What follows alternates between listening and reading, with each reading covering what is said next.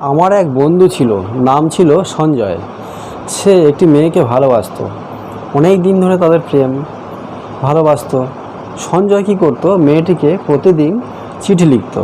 চিঠি লিখত কীভাবে? সে এআই দিয়ে বিভিন্ন রকম ভাষায় চিঠি লিখিয়ে নিত। এআই তো এক্সপার্ট, একটা চিঠি লিখতে বললে খুব সুন্দর সুন্দর ভাষায় একদম লিখে দেয়। সেইটা পড়ে তার গার্লফ্রেন্ড ভাবলো, বাহ, আমার তো খুব ভালোবাসে সঞ্জয় আমাকে। সে মেয়েটিও ভালোবাসতে লাগলো সঞ্জয়কে। কিন্তু সঞ্জয় এইভাবেই কন্টিনিউ চালাতে লাগলো, এআই দিয়ে খুব ভালো ভালো করে ভাষা প্রয়োগ করে এআইয়ের মাধ্যমে চিঠিগুলো লিখে তাকে দিত। তো তাই মেয়েটি খুব ভালোবাসতো। এবারে একদিন মেয়েটি তাকে জিজ্ঞেস করলো, সঞ্জয়, তুমি যে এত ভালো ভাষা জানতে, তোমার মনে এত ভালোবাসা ছিল, আমি খুব ইমপ্রেস, আমি খুব ভালোবাসি তোমাকে।